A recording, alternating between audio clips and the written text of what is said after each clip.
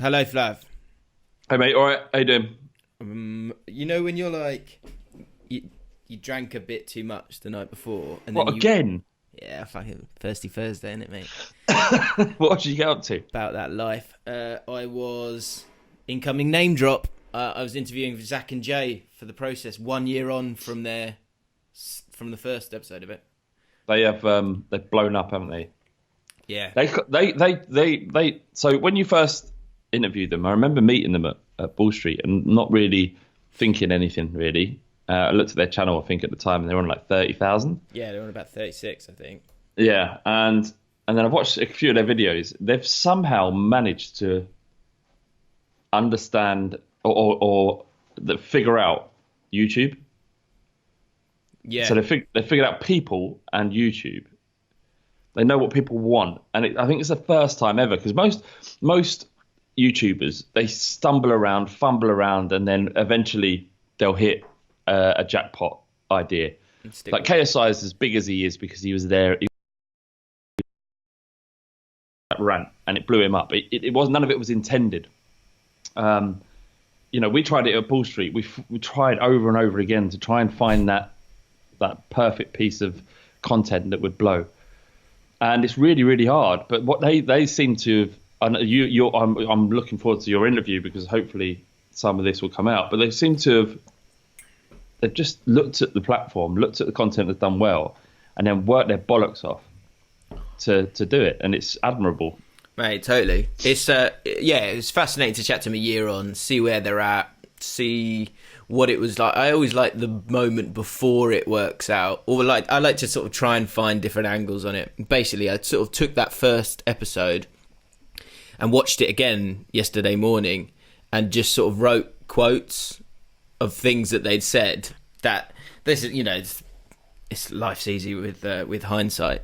But there's sort of, when you're on the other side of it, it's about principles and values and beliefs and things like that, and what you generally think is right. And you're just sort of every day you're treading new ground and you're hoping it all works out, aren't you? So for them, the bulk of what they said and the bulk of what we chatted about that day came to fruition in terms of what they wanted. And and I tell you what, just as lads, they are absolute diamonds. They're such normal, decent, smart blokes. Yeah, but they're funny, and they come up with great ideas. I remember watching that. Often, what happened if I've gone on a big night out, I'll wake up in the morning and I'll flick on YouTube and just start scrolling and watching shit content. And then I remember seeing the one when they went to Britain's roughest ancient football match when they go to that place up north. Where he's I know. Is it up north? It's like it's a whole town, basically. And it's fucking crazy. It's mental. It's like in the modern age where people are more that what entertains you can be found anywhere. You can go on your computer and watch whatever you want. You can play computer. You can go out with your mates. You can do whatever you want. We've never been in an age. There's never been an age where people are more provided for in terms of health, entertainment, titillation, drugs, drink, whatever. Everything we want, we can have for the most part. Certainly in England as well. And this thing exists where this town just comes together to beat the shit out of each other, two towns, and play a game of football where the idea is to get this ball across like a mile of land and get it, and doesn't matter what's in the way, cars, houses, fucking gates, whatever, and they've got to get this ball, but there's no rules really, and these people just kick the shit out of each other, and most YouTubers wouldn't really want to go into that, and for them to capture that zeitgeist, to kind of understand, not a zeitgeist, but to capture an idea of what would be entertaining, and then to put themselves through that and look like they're enjoying themselves as well. Yeah, it's really good. I don't. A lot of YouTube content like just pisses me off. There's so much of it. So much of it's throwaway. A lot of it's sort of, not worth your time. And especially the stuff that really blows up as well. I watch it sometimes. I'm like, I have no idea. I have no idea why this guy's got 3.9 million people watching him.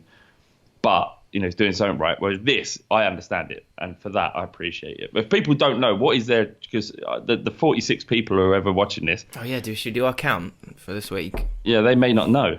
I'd imagine, I'd be amazed if they don't. But yeah, if you don't, there's a channel called Zac and Jay. It's these two lads who basically they just want to do cool shit, and they've got the stamina to do it, and they want stories for the grandkids. That's a big thing we were sort of talking about, was in terms of, there's something I was reading called The Infinite Game, and it was talking about how to succeed, people look at stuff in terms of like winning, but actually it's about lasting. It's a different thing. And so for you to last in life, you need the sort of the top of the mountain needs to almost not exist. It needs to be a sort of broader, wider, just cause for that to happen. Yeah. And that's kind of, when I was listening to that audiobook, it made me think of the boys, because that their just cause is not about the money. They want to build something huge, and that's because I think they've got that sort of entrepreneurial flair, I guess. But part of that is so that they can continue to do it as much as possible for as long as possible, and so they've got it right in that sense. Like, I think often there's this, it's important to have that thing in the distance, but there's almost, it's made me think about things in terms of, actually, what's the point of getting to this thing if it's as specific as presenting the World Cup final? Like, that's not a just cause. So for me, like, what I actually need to think about is, why do I want to get there, and why am I going to enjoy today talking to you on Skype from this point onwards to that? Because that was, that's something they also end up talking about. Obviously, I'm giving it all away now, but who cares? No, it's the boys, isn't it? It's the boys and the girls. Yeah. They sort of talk about what they've learned, and for Zac, that is a big part of it. Like, it's all good and well suffering for something, but you've got to try and, if you can be doing somewhere you're enjoying it day to day, which is easier said than done. I know, I get that, but what they've learned in the last year is, as much as they've enjoyed the sort of success of it, they've enjoyed the day to day of it. Yeah, and that's hugely admirable. And they're good boys. They're really good boys. It is, and it's hard to see. Like, obviously, any success that I've had hasn't been as anywhere near what they've achieved already in a year. I've been doing my podcast for 9 years, and what success though, Flav? I think whenever I go to and just take this, all right, because I know you don't like this stuff, but whenever we go to a Fighting Cock social, I'll come and say, like, literally one by one, they're all, these guys on a one-to-one level are saying that how important that podcast and that community is that you've created. So there is success in that. No, I appreciate that, and I do, and I'm aware of it, and I often get messages. I had a guy come up to me on the tube, like, for someone who isn't well known, who isn't really after that, and isn't a YouTuber, even though I've appeared on YouTube and continue to do so, but don't see myself as that.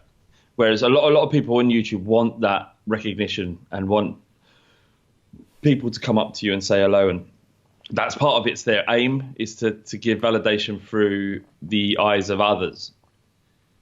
Because ultimately that's to get a bit deep. I wasn't expecting to at 10:30 on a Friday morning. Well, it's good because we haven't got that many questions from people. Okay. Let down, by the way, guys. Well, don't they do enough by paying? Yeah, good point. But the thing is that the way society works now is you're only as valuable as what other people see in you, and and that's not necessarily true, but for a lot of people it is. It's not true for everybody. And that's really sad. No, I know it is sad, but there's a famous book that it was by Sartre, and he was a nihilist, and he wrote a book called Last Exit, I think. I might be getting this wrong. And the quote within it was "Hell is other people," and this is something that I had it printed and had it up on my wall, which seems quite a morbid quote. But ultimately, it's about this play about a man.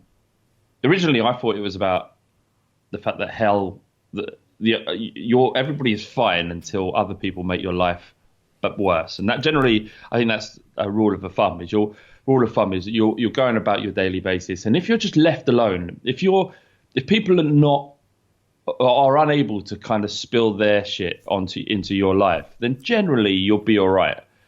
Not necessarily true, but if you've got a pretty well-rounded family around you and people around you, the only people that are fucking you up are the arseholes that you know. That's what I used to think hello to other people is.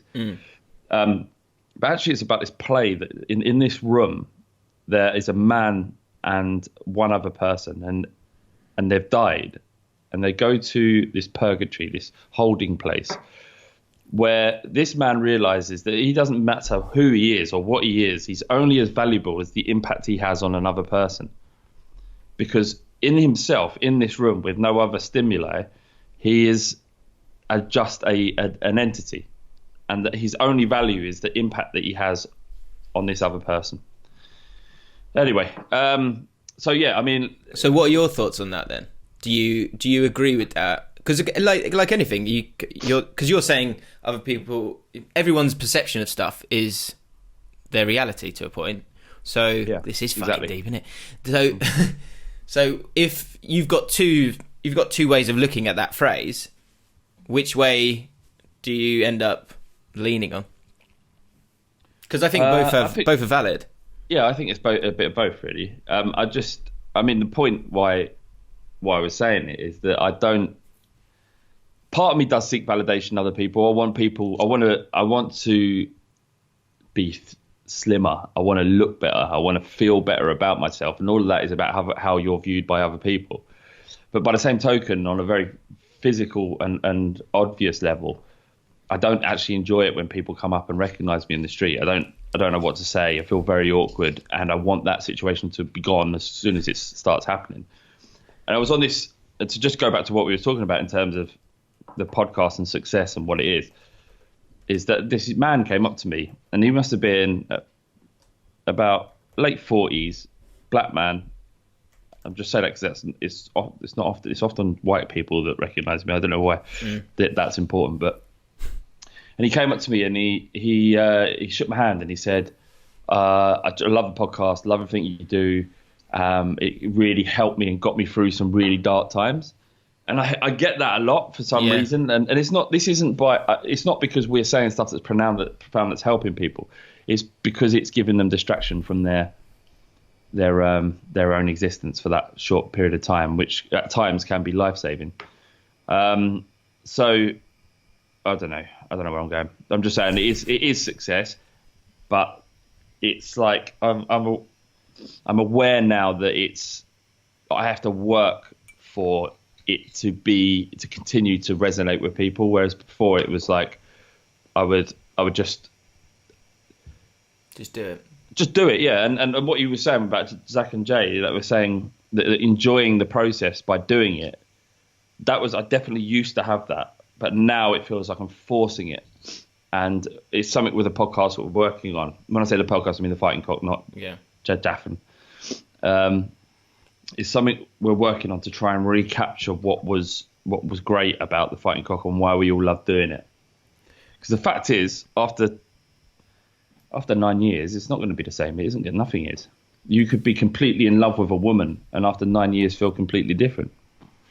Yeah. I have had that. So that's true. But I think that was interesting as well. Chatting to them, here's the biggest insight. If you know Zac and Jay and you like them, Jay in particular. So I asked this question: if what you're trying to create in this last year, if you're trying to create a house, you're trying to build a house of Zac and Jay, how far along? How much have you built so far? Like, is it just, have you done a lot of what you need, or how much more? And he went, we want to build a hotel. And I was like, fuck, like, I was just, because in my small mind, I was just like, a house was enough. But this guy, like, these guys. But what's their end? Though they want to build a hotel. Yeah. Why is, like, it's like these, like, millionaires, right? Billionaires. They've got so much money. They've got more money than all they need to do is exist and live and experience everything that a human being could possibly experience. But all they really want to do is they're obsessed with succeeding. And who are, sorry? People, a lot of people that are ultra successful, like Bill Gates. He's like second richest man on the world in the planet, and like he works every day. He works. It's what keeps him going. It's what drives him. Like whether working on solving the polio crisis or working how to make toilets that don't need power, that are sustained off of human waste, doing these impossible tasks, trying to create that and leave a legacy. But the kind of nihilist in me goes, well, what's the point? Like, you're going to be dead. Like, enjoy yourself now. But maybe that is enjoying themselves. They do enjoy it. I guess you probably get a real buzz. It comes back to you. What was the phrase? Hell is in... Hell is other people. Hell is other people. On one of the spins of that is that what he wants is impact. He wants to have an impact. And he probably has had an impact in terms of making all the money. But the impact he probably got more out of was changing the world in terms of like, you know, in terms of Microsoft and all of that stuff. So now at this point, he's like, well, what's a different kind of impact that I can have? And that makes you feel valuable, doesn't it? Yeah. That's probably why. I think that's why I'll never get that level of success that these guys have and the others, because I'm not driven to. A house would be fine enough for me, more than enough. If I get that house one day, then that's all I want. Yeah, I think that's. Do you know what though? I think that's a problem in modern society as well. Is that it's like that is enough. Like, there's different ways of being happy. Like, there's not absolutely nothing wrong with just wanting to have your family, create a family, have that. That is, if your mind can be based on around that as success, I think that's awesome. But I think we're in a world now where everyone's got to chase their dreams, and it's almost putting pressure. I think it almost puts pressure on people to sort of, even if they don't truly want that, they feel that they should want something like that. And I don't think that's necessarily the case. Do you know what I mean? What do you think that this position, like with the Zac and Jay, what they're saying, that they want the hotel, and it's admirable and easier to be ambitious when everything's going brilliantly, but it's kind of a fine edge, because it could come tumbling down. They may get it wrong, or they may get cancelled. They may say something else. They may get accused of some heinous crime one day, that they got carried away, too drunk, too many drugs, you know, did something stupid, right? I'm not saying that this, I have no idea whether they're doing any of these things, right? I'm just saying, they've seen it happen. Like, what if they lose it all? Like, it's you're and not just them. Something that Will and E said, or I think it's through your process as well. It's like, it's a great series. It is a great series. You should go and watch it. I'm sure they have. Always pushing. It, like, how badly he would take it if the views weren't right, or he didn't get an X amount of views in a certain amount of time. Like, how mad it would affect him. Yeah, and we spoke about that. Sorry, go on, finish.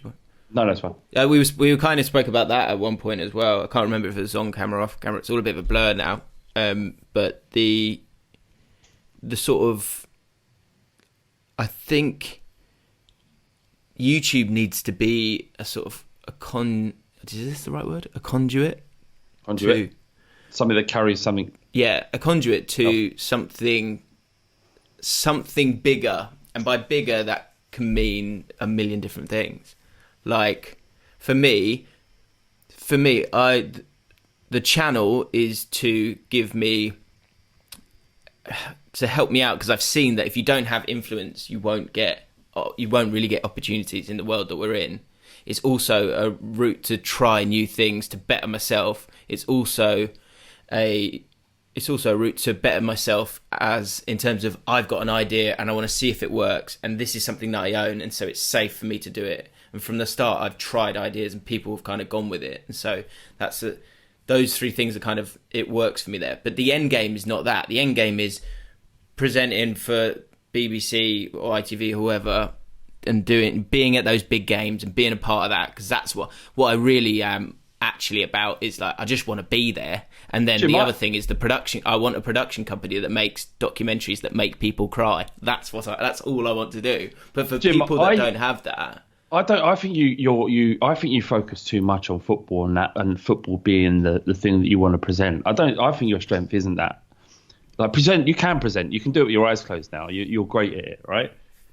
But I always feel like it's that you're not. That shouldn't be the top of or the zenith of what you want to achieve. The World Cup final. Like fuck the World Cup final. You could be the process stuff. Your ability to engineer an interview and get content or get feeling from people or get them to answer the questions that are difficult, but they're able to do it, is a really like rare skill. And I think like football seems like such a narrow pathway. Yeah, I get what you're saying. I agree, but that's just an easy way. That's a sentence to kind of go. Basically, I want to be. That is one element of what I want to do. But I agree with you. That's the point. It's like it's not just that.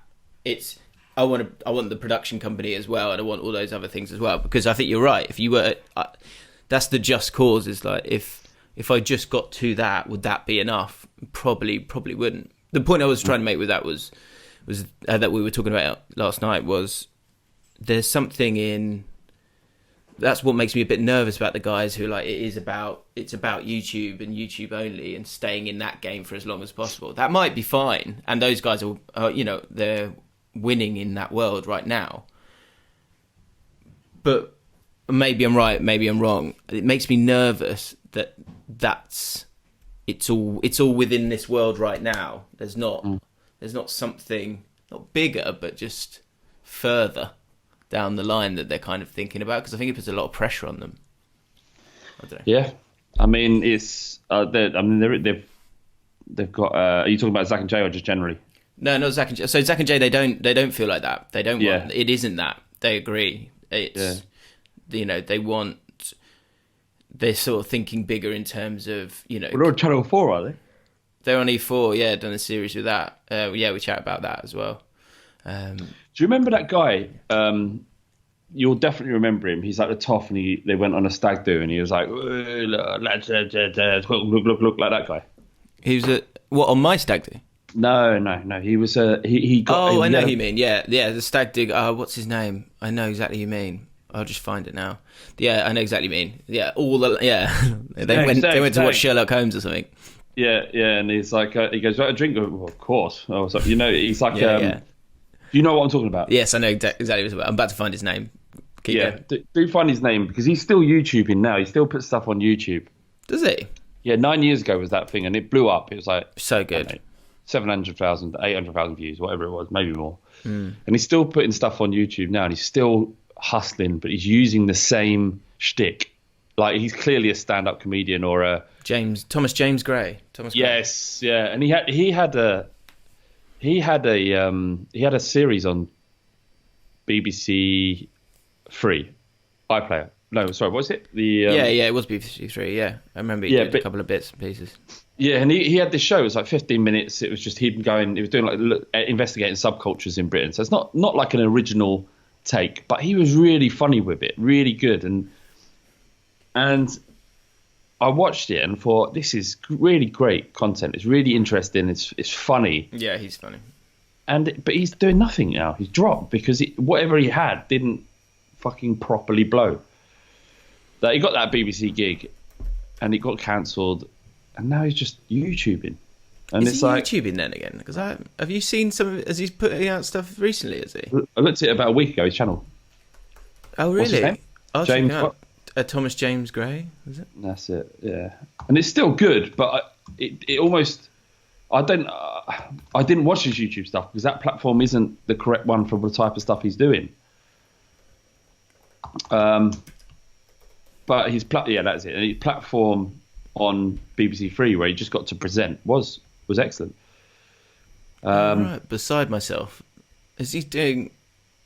He's got a series called Beside Myself where he's talking to himself. Has he? 41K. I will be checking this out because he's hilarious. those initial ones. Anyone who hasn't checked him out, check out Thomas Gray. Yeah, he's very switched on. He's very smart. But yeah, 2.9k views, 4.5k views. But I mean, he's been away for a long time. I'm sure there's people he could kind of help. You know, he needs someone to help him to figure out what he is and give him platforms and ideas and just to kind of develop some of these characters. But I would say that just while we're on this sort of stuff, like there's a Scottish comedian I love called Limmy. He's a huge deal, you know. He's massive, absolutely massive. I watched him about, I don't know, when I first started watching him maybe 7 or 8 years ago, and then watched his BBC series, got that on DVD. And actually, do you know what? A lot of it is cherry picked. So the best stuff you'll see of his, you'll see on YouTube. But then when you watch him as a sketch show, there's a lot of stuff that doesn't quite land. Right. But it's still great. And I subscribe to his YouTube channel now. And what he does now is he plays games and he streams on Twitch. All right. And then the funny shit he comes up with, he clip up and then put on his YouTube channel. And what you'll see is what works best on his channel for him.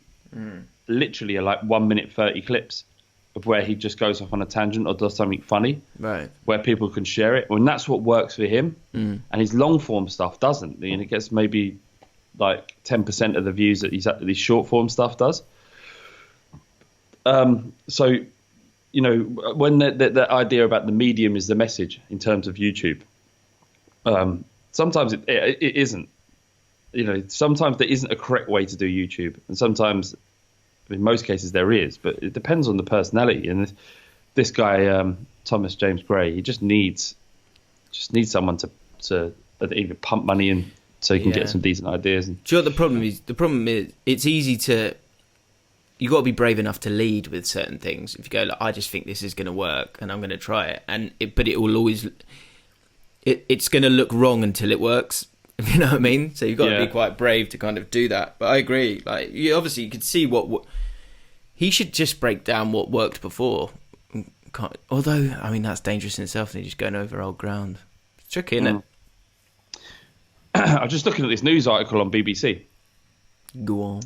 Pointless work meetings really a form of therapy.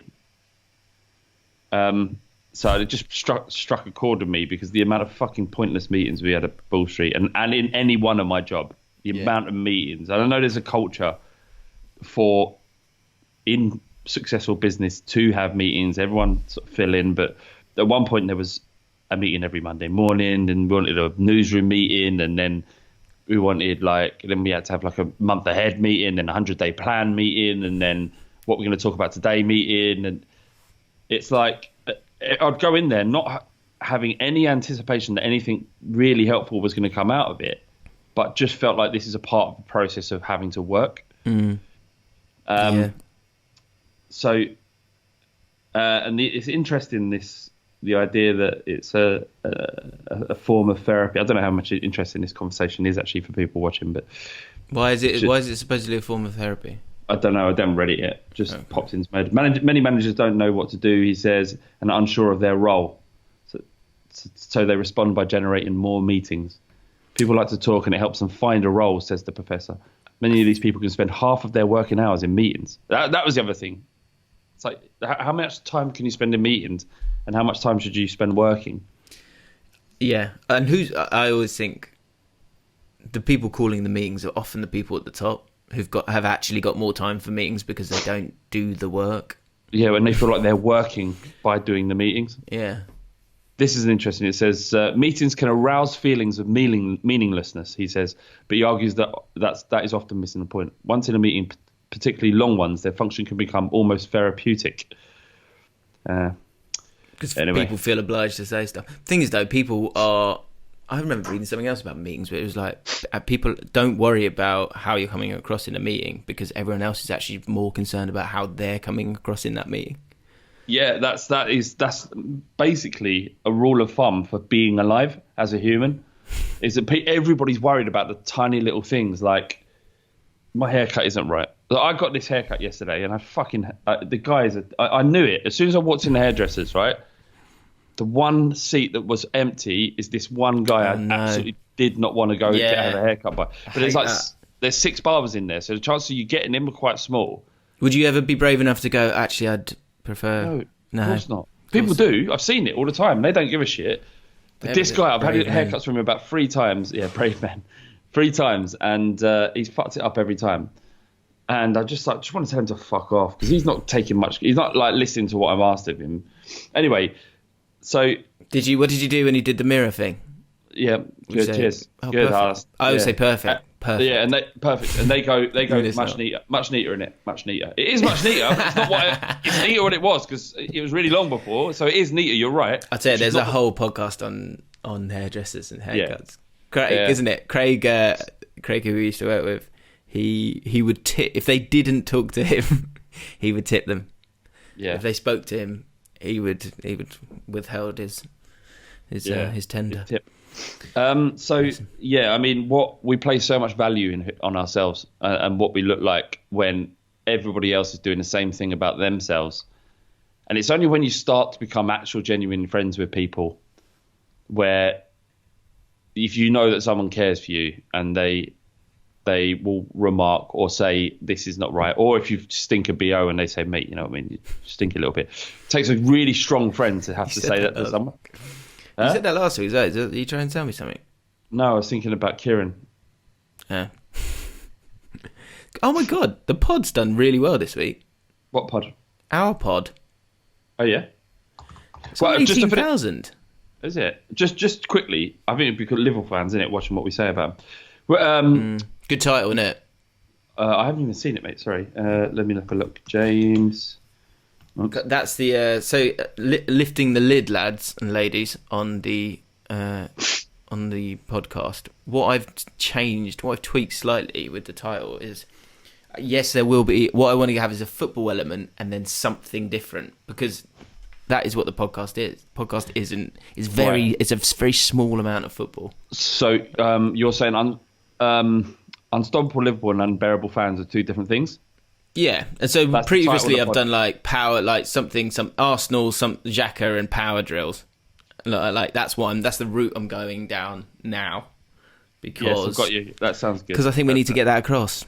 Yeah, of course. But Liverpool fans, given the way they are, and imagine they would read that and think that we were saying that their fans are unbearable.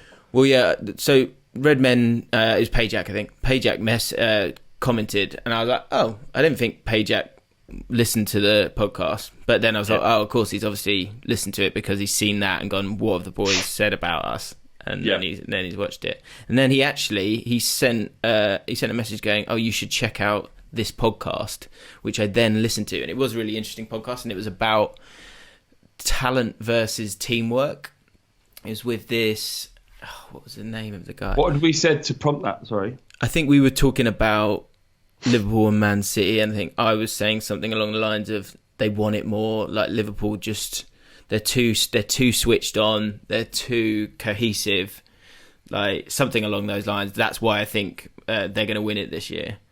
But yeah, he got told, there you go, talent versus teamwork, counterpoints podcast, and it was with a guy. They basically spoke with this guy who's been working on it, Simon Strachan of Gainline Analytics, and what he was talking about was how, so you have a team, so you have 2 teams, one's been working together for a year, one's been put together, but it's the exact same team in terms of skill level. Obviously the team that's been working together for a year is more cohesive, and therefore it will do better than the team that's just been put together. So what he was then going on to say is it shows the importance of transfers is that if you've got a team if you take one of the players out of that team that's been together for a year and you put in a player with the exact same amount of skill, the team will still do less well because you've lost all the understanding and the ripple effect of that understanding on the rest of the team. And so I think what Chris was probably getting to, if we're talking about Liverpool, bringing it back to Liverpool, is that Liverpool team has a squad where they all know each other so well. And the Man City team, when you move, you put in Rodri, who's got the same skill level as Fernandinho, but he doesn't know the other guys as well. And when you put in Angelino, who might be as good as whoever, but again the cohesion's not there. That's when it doesn't matter how much money they've spent. Teamwork can override talent, basically. Teamwork can make the dream work, isn't it? In a huge way. Good. That's nice. Yeah. So that's what Spurs need to figure out. Actually, they use Spurs as an example. Did they? A good example. How about what? Go on then. Go on then. Talking about how in the last sort of 6 years, if you were looking at normally if you had a chart that was going who spent certain amounts of money, then that would correlate to how well a team will do because the skill level is higher. But the cohesion and chemistry of Spurs over the years, which mustn't be forgotten, Jim, that's why Spurs have done so much better than they should have done. None of this makes me feel better, Jim. That's like saying you are a bit fat, but remember how you used to be thin. You were, yeah. You were good there because you used to work hard. Now you're not working hard. It doesn't matter. But remember the time when it doesn't work like that, Jim. That doesn't make you feel better, right? But no, here's what I'm saying. This podcast sounds like it's listened by cunts. It's a cunts podcast. I'll listen to it when Spurs are good again. Right. I thought it said counterpoint. It says counterpoint. You're right. Forget it. Counterpoint. The point is that Poch has done it before. He can do it again. Can't. It's broken. He's dead. He's gone. Right. It's all shit. You know, do you know what I heard the other day? After the Champions League final, he didn't go back to the team. He just left and went to Barcelona. He left the team. Did he? Did he leave the team? I don't know. Because if he did, that's sacrilege, right? Do you know what? I struggle with any kind of... he's got to be loyal. He's disrespecting the shirt. All of that stuff. No. You don't leave your team after losing in the Champions League final. You don't just abandon them to process it on their own. You, as a unit, say, "I'm proud of you, lads," or whatever. You don't just leave. If that is true, is that true? Well, no, I don't know. Who knows? This is the thing. As you'll well know, Jim. Probably not as much as me, but as much you will have had a bit of this. It's when things are going wrong. The amount of shit. Like I've done 2 radio interviews this week.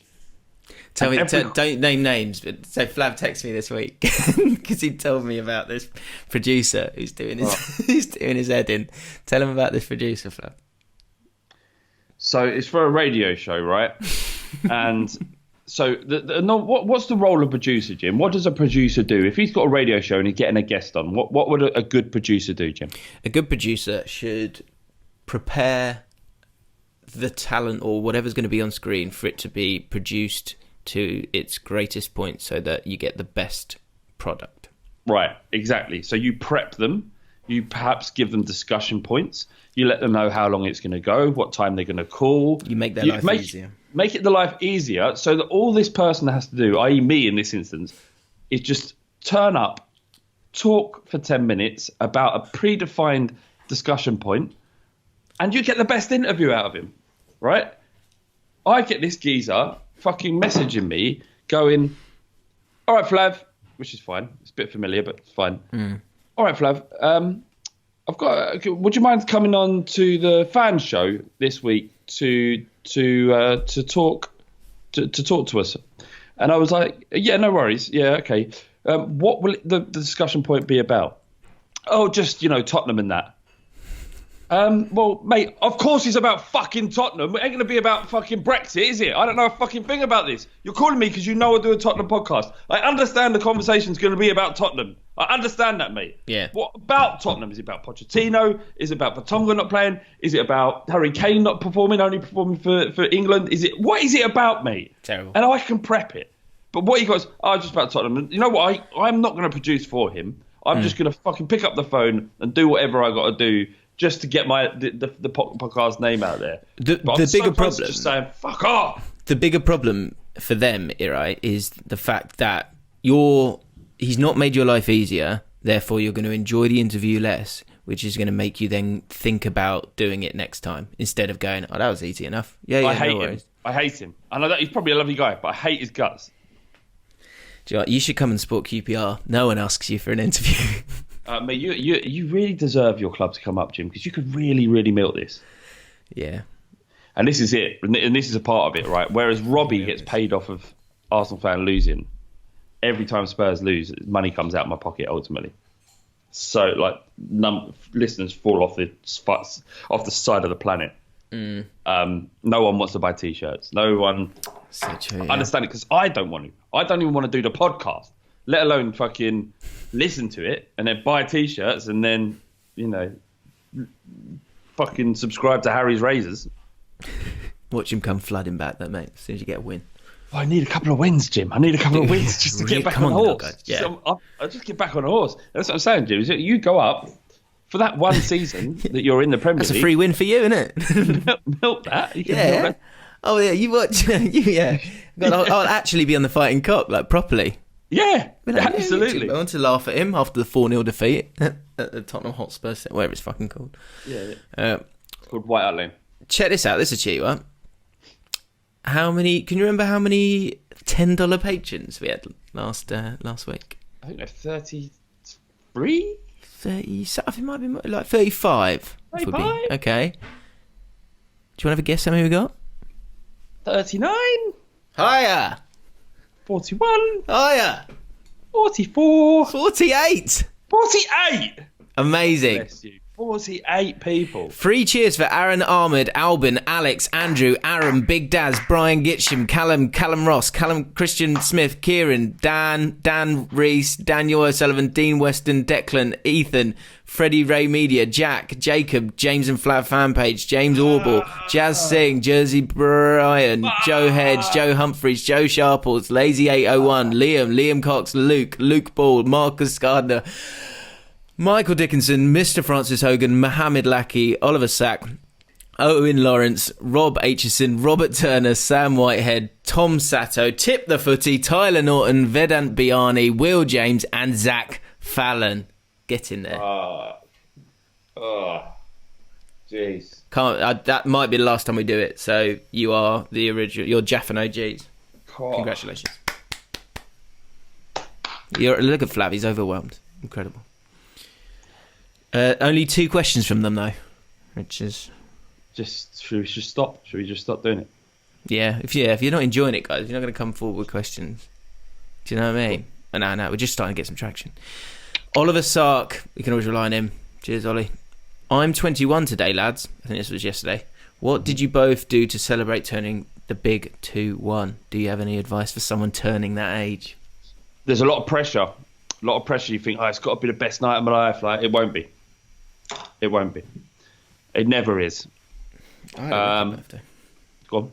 So, first of all, happy birthday, mate. And second of all, enjoy it, because that's the last good one. That's it. It is. Nice. You're like, I'm 18, I've got the rest of my life ahead of me, I'm never going to age. Brilliant. 21, you're like, wow, like, does not get better than this. 3rd year at uni. No, what was I? Yeah, I think I was 3rd year or 2nd year at uni. Life was absolutely brilliant, and you're just so young. And then you turn 22. No one gives a shit. No one cares. It's bizarre. It's bizarre how people they'll go, this is a big thing, but then this one isn't a year on. Yeah, but it's just because 21's, everyone says 21. You can't keep having big things. Like, who do you think you are, Jim? What, every one of your birthdays should be a big thing for everybody. I'm just highlighting the fact that you're going to be you should really enjoy your 21st, because you will be buzzing for it. But I warn you now, your 22nd will be rubbish, and the next good one's 30, and that's fine. But then your 31st is very, very sad, because no one cares. It's true. It's not true. It's true. What's happening here is James is putting way too much pressure and value on his friends' opinions, and he feels that he should be valued higher by his friendship group, when really he's valued exactly where he should be based on the amount of work he's put in. Incorrect again, Flav. I'm just highlighting the passage of life. Okay, when you're 21. So my 21st, we had a party. It was, what was it? It was TV Heroes theme. You'll love this, Flav. You love a bit of fancy dress. And I went as Captain Planet. Loved Captain Planet. Captain Planet, he's a hero. Gonna take pollution down to 0. Before its time, really. Before its time. Yeah. Really, it should come back, actually. Really? It would do well. There was a question on somewhere else, which I was going to go to later, but this works perfectly. What was your favourite age? I've talked about this before, but just However, no, not age, but my 30s. My 30s, because because I'd say 21. Yeah, but it's like Not for who I was, but for like the situation I was in. I was at uni. I was in the uni football team. I was like just playing football all the time, like loving life and all the trappings that come with it. And I was just like, I've always been a bit funny about age. Like I'm less bothered about it now, but I was always sort of aware of different ages. And so being 21 as well, I actually remember at the time going, this is it. This is amazing. I love it. I never had that. I never had that feeling. I remember periods in my 20s that were a lot of fun, and I didn't have any responsibility in that, which was good. But it was also I can't think of the word, materialistic, or it was just whatever I could get my hands on kind of thing. I was like, whether it be drugs, drink, women, it was all just right in front of me, whereas it wasn't about who I am or what I actually needed. And because of that, it ran thin quite relatively quickly. So what I mean is the best years, I think like 34, 35. That's wicked. When I met Ollie. Oh, what woman. Yeah, but it's also about you feeling comfortable in yourself. That it's weird that you're a lot of it does come back to women and flippant sort of one night stands, but there will be a point where no matter how much you're enjoying that right now, if you're listening to it and you are, there gets to a point where you don't want it anymore, and it's like a switch. And it was for me anyway. It was like I'm done with that. And now the thought of me going out into a club, going through the absolute nonsense of chatting up a bird, then having to take her back to a place, then had to have more than likely pretty bog standard sex, then to have to wake up in the morning fucking hungover, strung out, and then go home. I would literally I'd rather stab myself in the eye with a fork, because I feel like I could repair from that. Like that, and before that would be what I'd live for. I'd live for that, Jim. Yeah, Friday night, boy. These birds are gonna get it. I'm gonna stick loads of gear up my nose. I'm gonna do a couple of pills. I'm gonna drink more than my own body weight. And then at the end of it, some poor fucking bird is gonna have to listen to me garble into her ear until I eventually convince her that this is a good idea. Garble into her ear. Eventually convince her that this is a good idea.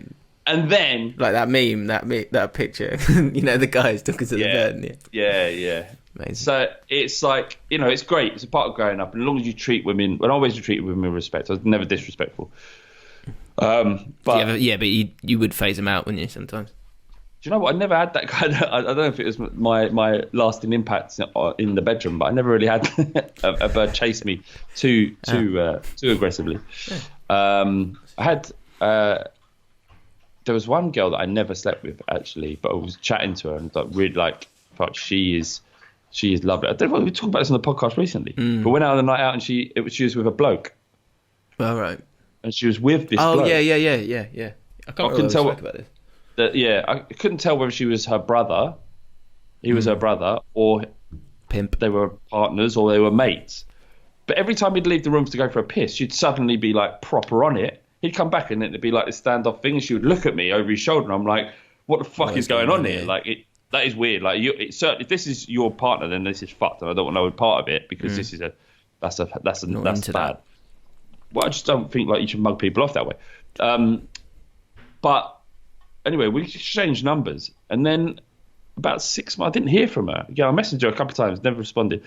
I didn't hear from her, and then about 6-7 months later, I just got a message out of the blue going, "Oh, hey, how you doing?" And I'm like, "All right." Like, I barely remember the night now. I actually ended that night. I ended that night on the floor of my mate's room. Actually, I don't want to say it. I'm not proud of it. Anyway, so I'm not going to say yeah. And then she messaged me back, and then she's like properly on it, active, and I'm like, I know what's happened. You've binned your boyfriend, or you've been binned. Yeah, totally. That's exactly what it is. So obvious. couldn't resist. Still thinking of you 6 months on. Incredible. Well, I had some impact. Exactly. Really final question, mate, because I've got to go spinning. Oh, shit. Oh, is that what you're doing? Yeah, day 4. I mean, that's great. Do you know what I did? Do you know what I did there, Jim? What I did was like, oh, is that what you're doing? Like diminishing it. Yeah. That was incorrect and not the right thing that a friend should do. Well because done. what you just did to me, Jim, was hold up a mirror to my inactivity. And I say to you, Jim, you go and hit that spin class and you smash the shit out of it. Thanks, bro. I'm ready. Whenever whatever day you're ready to do it. I'm not we'll doing get it. on that. It's going to be brilliant. Not going to a spin class. It will blow your mind, mate. Open your mind. Have a chat to your life coach about it and see if he thinks it's a good idea. Of course he's going to think it's his job to think that's a good idea. Of course he's going to. I think you get a lot from it. All right. Last question. James and Flav fan page guy. Thoughts on Ian Wright going on I'm a Celebrity? Would you boys ever do it when you become famous? I hadn't read that bit. But Ian Wright on I'm a Celebrity. This is fascinating, right? I was chatting hands down, he will win. Put your house on it. He will win, hands down. Well, he should win. He should win. I expect him to win because he's got historic sexual assault comes out. It's the only way he won't. Yeah. Or I was talking to someone who has worked with him last week, and we were talking about it, and he was saying to him, "Why are you doing this? Like, you've got the Match of the Day gig, you've got all the stuff that you want to do. Like, what are you trying to achieve here?" And he's I don't know if he got an answer from it, but he's like, he doesn't know why he's doing it. And he was saying, having worked with him, and this won't be a revelation, he is an emotional guy. Yeah. So, he apparently he's quite sort of an antsy bloke where he just goes, right, are we doing this then? Let's start, let's go. And so I think he will become a bit moody and a bit irritable. The big call here is, with so much footage, how is that edited? Because he's an ITV face and a loved ITV face. So why would they throw him under the bus? So they're going to want to. There'll be people right up high in ITV going, be careful, don't edit him badly. But if he loses it and it's great entertainment for the show, for each episode, you're probably going to kind of have to use it. So I'm definitely watching this. Yeah, Caitlyn Jenner's in it as well. Is that it used to be Bruce Jenner? Previously Bruce Jenner, yeah. Cool. That's interesting. I was joking to my mate again. Caitlyn Jenner, one of the Jenners under the waterfall. Looking forward to that. And he was like, he didn't really know how to react. And then one of the other lads went, "What? You ain't into that then? If you ain't into that, you're gay." Don't you like women? Yeah, that's true. That's very good. Yeah, it'll be interesting to see who wins it. I think. I'm fascinated to see if Ian Wright can kind of keep it together. Probably will. I hope he does. He's a good man. Good man. As far as the times I've met him, I did an hour-long podcast with him, or longer than that actually.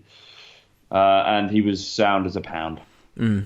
And he did that. He did have that edge about him. Yeah. He was a little bit irritated the fact that he was kind of coerced into doing this podcast with us, but once he got started, he was great. Be interesting to see. We'll see how he gets on. Right. Thank you, every single one of you. Unbelievable. 48 people. Can't believe it. And we hit our target. Which I'd say the first target was to see if we could get to 200. So we've got 200 patrons now. So that's great news. 207 now. Oh, amazing. Well happy. We hope you enjoy these bizarre chats that we have. But I quite enjoy them. It's almost therapy for me. It's like a meeting, isn't it? Therapy, really. Yeah, so it's a meeting. A chat meeting. So that's a really good point to end on, Flab. Thanks for that. Thanks for... yeah, good point. We'll see you next week. Thanks a lot. There'll be a reacting video coming soon. I just need the editor to edit it. That needs to be the thumbnail. Love it.